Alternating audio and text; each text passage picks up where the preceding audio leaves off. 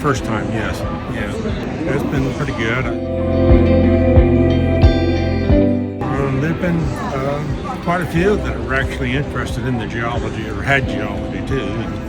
That's therefore, of course, they're interested in the books, and hopefully they'll pass that on to their friends too that might be interested as well. What inspired me is just fascination with pretty rocks. That was what started. Mostly washed up pebbles on the beaches in Florida, that kind of thing. And of course, I had an aunt that was encouraging that too. So it just kept being continued, and she was nurturing it too. She wanted me to be a geologist sitting wells, discovering, finding oil, but instead I ended up in coal. Coal part of it.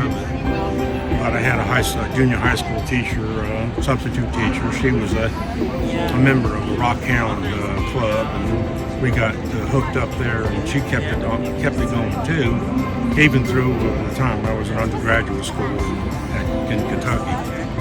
Continued it even there. But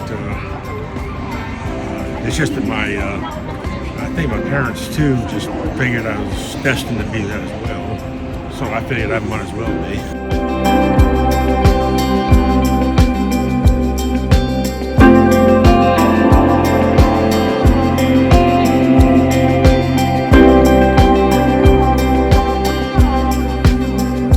Well, Pennsylvania is the state. Pennsylvanian is the geologic term for the age of the rocks the fossils are found in.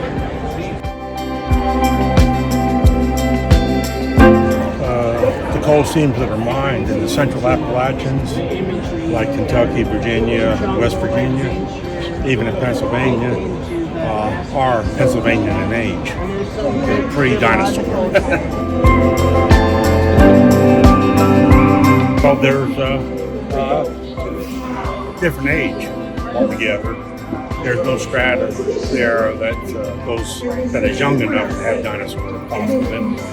The ones that might have had them have been eroded away, and down to just the rocks that contain plant fossils of Pennsylvanian age. Or a lot of people here, the Carboniferous, that means Pennsylvania and Mississippi. And so the rocks we have are up a part of the Carboniferous.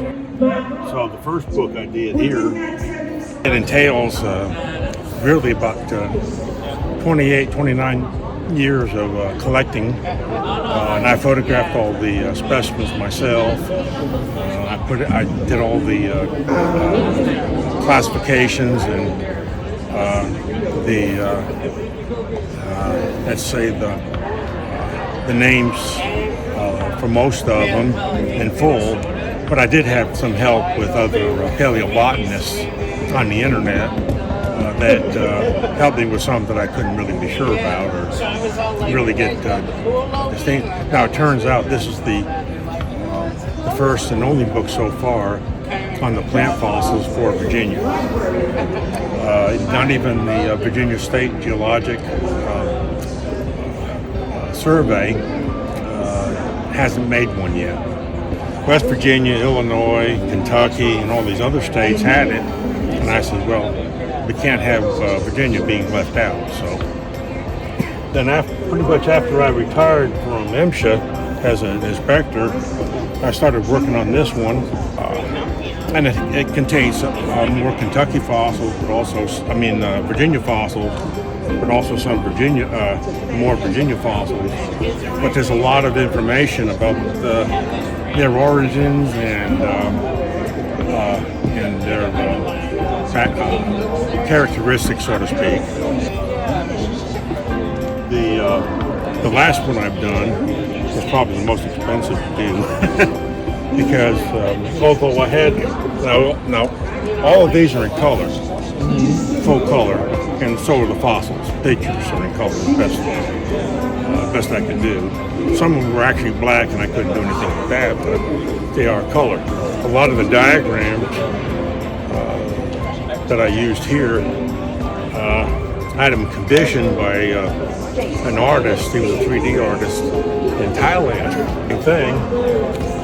In the first book, a lot of the illustrations of the trees and some of the plants I got from a book on plant fossils from West Virginia by Gillespie. He was one of the first ones around here to do it.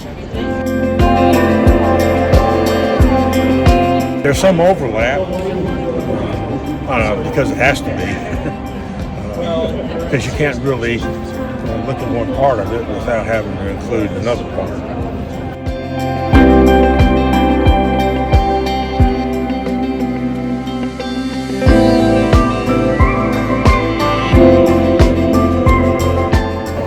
In the 3 books, I've essentially compiled the identification of what turns out to be most of the fossils that were to be found in the coal fields.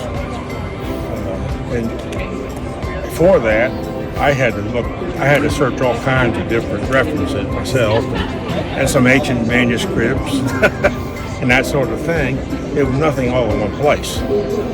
So, and also, a lot of the coal miners would take fossils home, give them to their children, and then they would take them to school and do show and tell. Well, I wanted a little bit more for them to look at and to be able to explain a little bit more than just say it's a plant fossil.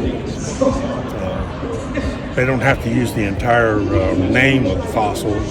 I grouped them and have group names for them. So all they have to do is match it up. Like classes. Yeah, so they can say it's a seed fern or something else.